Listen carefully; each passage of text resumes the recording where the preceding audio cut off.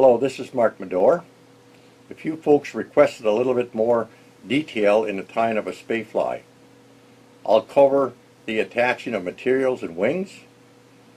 A great fly for this demonstration is the gray heron. I'll do this in two parts, as most of the basic details were covered in the video, the blue willow. Okay, let's tie a fly together. Hello, let's tie the gray heron.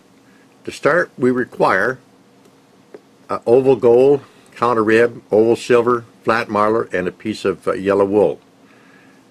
Now these have to be tied in the reverse order. So the first thing we have to tie in is the oval gold rib, the oval silver tinsel, flat marlar, and the yellow wool.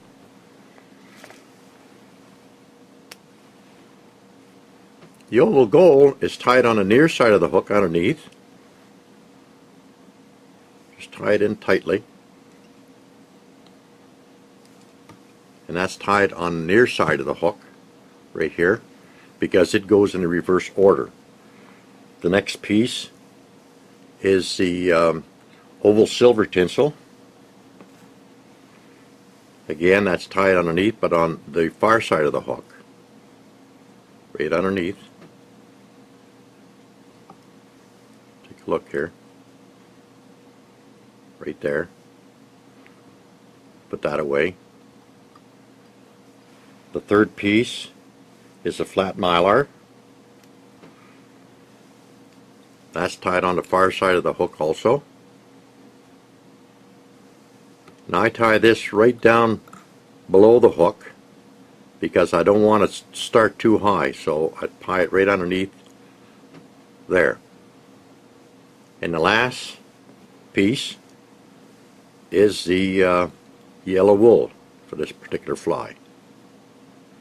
Now, if I go back a second, if I wanted to put my spay hackle here on right away, I would have tied that on right after the oval gold.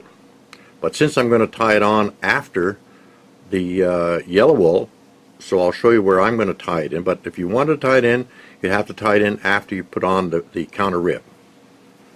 So I'll just bring my thread approximately here, wrap the wool,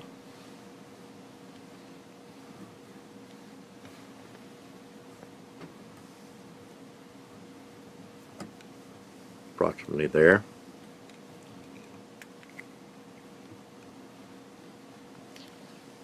tie that off. Cut a portion of it off here, we don't need all of that.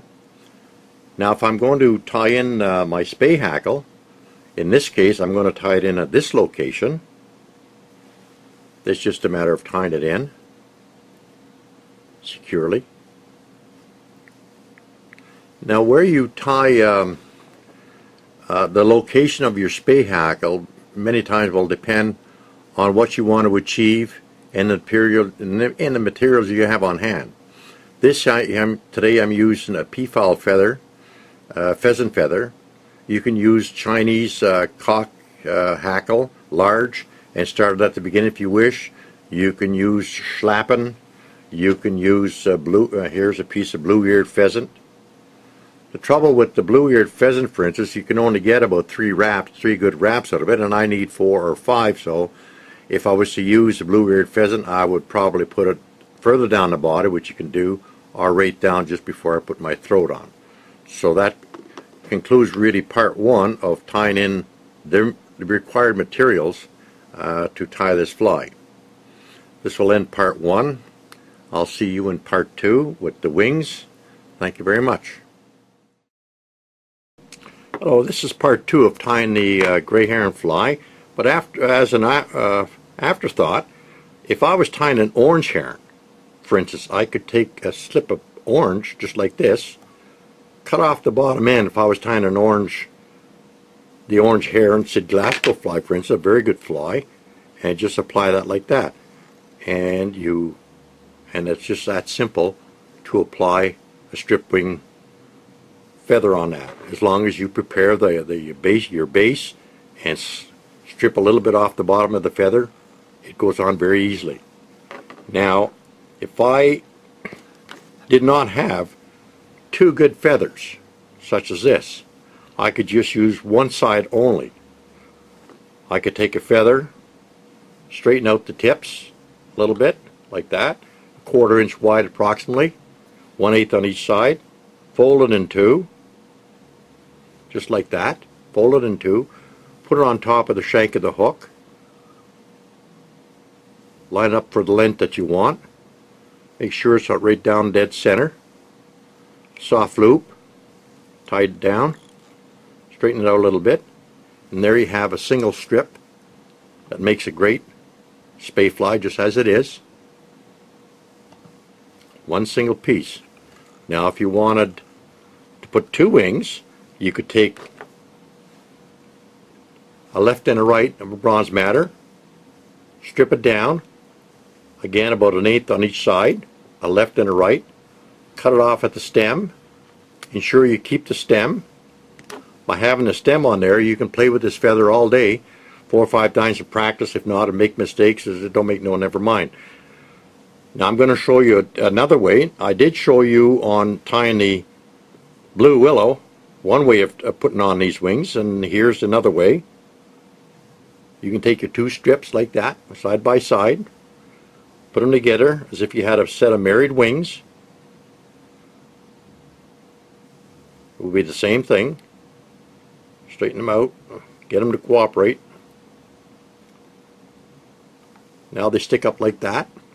So you have to, like everything else, you got to hump them, make them set them up, lay it down on top of the shank of the hook, pinch it right down there, nice and firm, soft loop, bring it up, straighten it out, take a look at your work. There it is.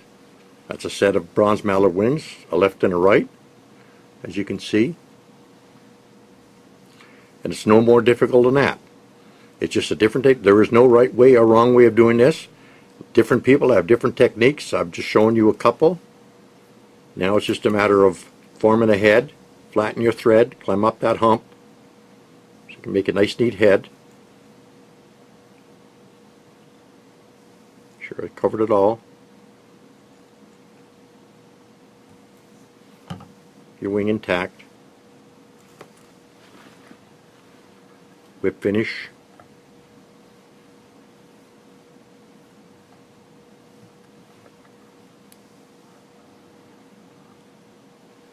There you go. Snip that off. Apply a little lacquer.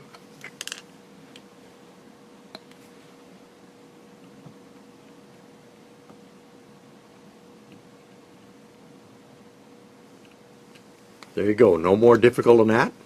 Now you have, this is the gray heron. I hope you enjoyed it. Tie many, they're all basically tied in the same fashion, and enjoy them. Fish them well. Thank you very much.